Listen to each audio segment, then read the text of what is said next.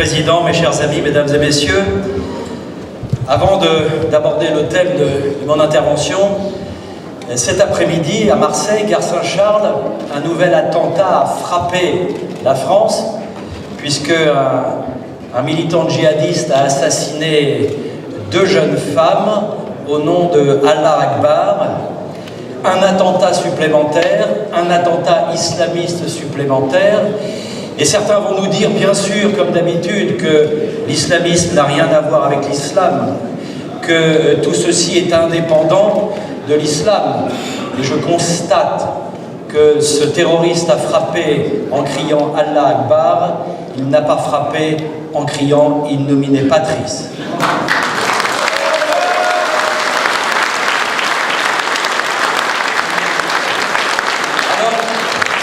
Bref, cet après-midi, pour vous dire que, quelles que soient les difficultés, quels que soient les aléas, le combat continue. Je suis heureux de me retrouver une fois de plus aux côtés de Jean-Marie Le Pen et de son épouse. Et à cette occasion, dans mes archives, puisque je travaille actuellement sur la réalisation d'un livre qui s'appelle, et vous verrez, vous découvrirez dans les semaines qui viennent, et qui s'appellera Un chemin de résistance. Eh bien, j'ai, au sein de mes archives, redécouvert un numéro de 1978 d'un journal qui s'appelait Le National, à l'époque où le Front National était déjà présidé par Jean-Marie Le Pen. Et j'ai retrouvé, au sein de cet éditorial, qui date de septembre 1978, dans l'éditorial de Jean-Marie Le Pen, la phrase suivante. « La nation se défait corps et âme. Le culte du cosmopolitisme a remplacé celui du patriotisme. Il n'est désormais bon bec que d'étrangers. Quiconque n'adhère à cette religion nouvelle et exclusive est dénoncé immédiatement comme fasciste, raciste et hitlérien. Vouloir une France française, c'est un handicap d'être français au lieu d'être un légitime avantage. Tandis que les autruches s'enfoncent la tête dans le nationalisme régional, le tiers-monde déverse chez nous son trop-plein de multitudes affamées. La France devient une colonie, non seulement d'exploitation, mais de peuplement. Les Français, eux, ne trouvent du travail qu'avec difficulté, surtout quand ils sont jeunes. Bah, tout va très bien, puisque les pétroliers arabes rachètent toutes les affaires en difficulté. À cet appauvrissement de notre substance nationale correspond une décadence accentuée du sentiment national. Si rien ne change, le mondialisme, l'humanitarisme, le pacifisme livreront notre peuple à l'envahisseur de l'intérieur ou de l'extérieur, signé Jean-Marie Le Pen, il y a bien 40 ans.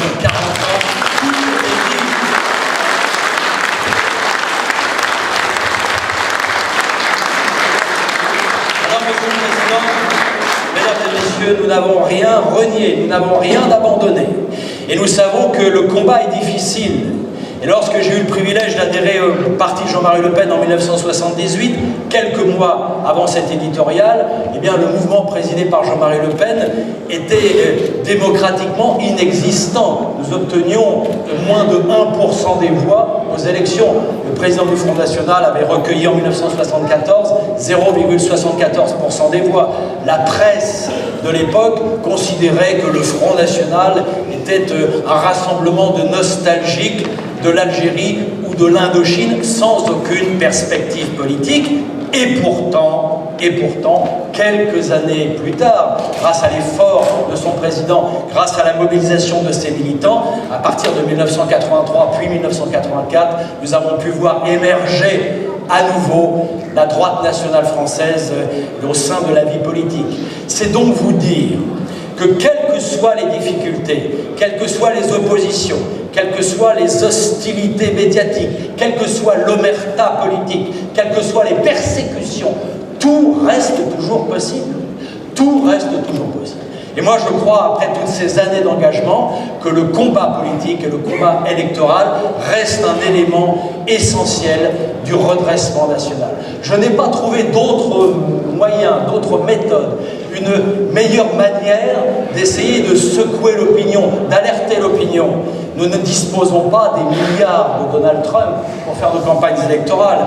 Nous ne pouvons donc compter que sur nos convictions, que sur notre engagement, que sur l'engagement de la minorité consciente et organisée qui doit mener cette bataille de résistance nationale et de redressement national. Mesdames et messieurs, quelquefois j'entends des discours de renoncement en disant en effet, objectivement, tout semble perdu. Mais il y a 40 ans bientôt, au Front National des années 70, objectivement, on pouvait aussi considérer que tout était difficile, que tout peut-être serait perdu. Il ne faut, me semble-t-il, jamais désespérer de la capacité de réaction de notre peuple, bien qu'il soit, d'une certaine manière, psychologiquement encadré, médiatiquement encadré. Mais si nous faisons appel à sa fibre patriotique, si nous faisons appel à son histoire, à son identité, à ses traditions, je crois qu'il est encore possible de réagir. Par ailleurs, je suis convaincu que nos valeurs, nos principes, nos idées sont celles qui correspondent à l'intérêt national. La défense de l'identité nationale, la défense de nos valeurs de civilisation européenne et chrétienne, la défense des libertés économiques, des libertés d'entreprise, de ce qui a constitué la trame économique de la droite nationale française. Je suis convaincu absolument que cela correspond à une nécessité historique. Alors nous allons devoir en effet surmonter l'omerta médiatique. Bien sûr, on ne nous laisse pas parler, mesdames et messieurs, mais parce qu'ils ne veulent pas nous laisser nous exprimer, nous adresser directement au peuple français, puisque ce peuple français doit être contrôlé médiatiquement par le système en place. Et c'est la raison pour laquelle nous ne devons pas renoncer. Nous avons mené avec courage une bataille avec les comités Jeanne, le Parti de la France, Civitas, lors des élections législatives. Nos résultats ont été, certes, électoralement décevants, mais ce qui compte avant tout, c'est de pouvoir porter ce discours, c'est de pouvoir nous adresser au peuple, non pas par un discours démagogique ou un discours de renoncement, mais par un discours de résistance et un discours de reconquête.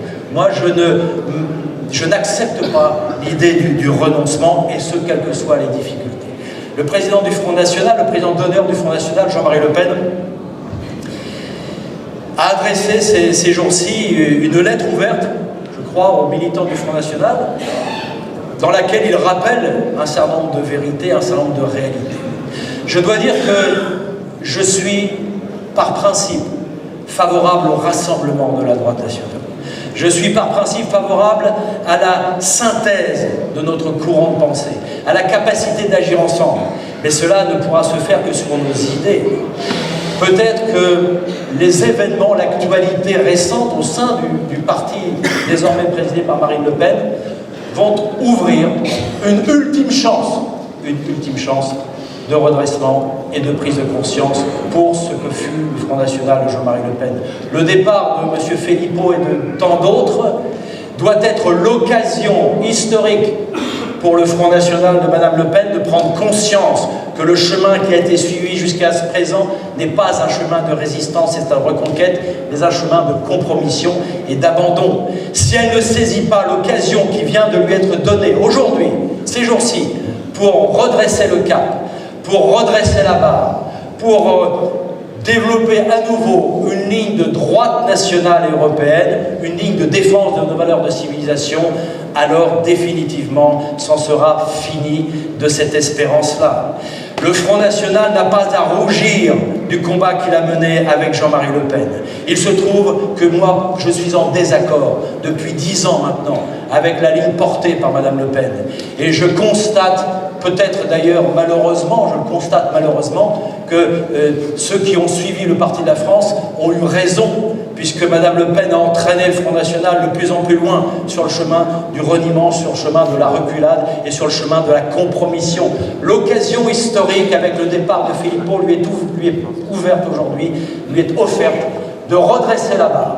Si elle a la lucidité et l'intelligence, elle entendra le discours de Jean-Marie Le Pen, le discours du président fondateur du Front National, le discours du président d'honneur du Front National. Et si elle entend ce discours, eh bien moi je suis prêt à participer au grand rassemblement de toutes les forces nationales. Mais ce rassemblement des forces nationales,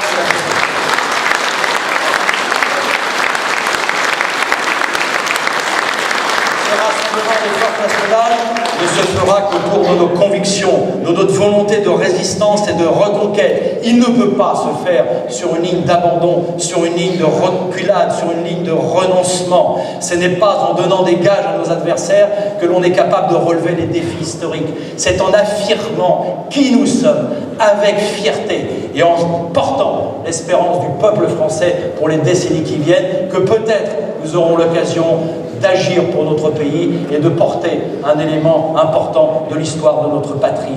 Vive la droite nationale, vive la résistance nationale, vive le combat national.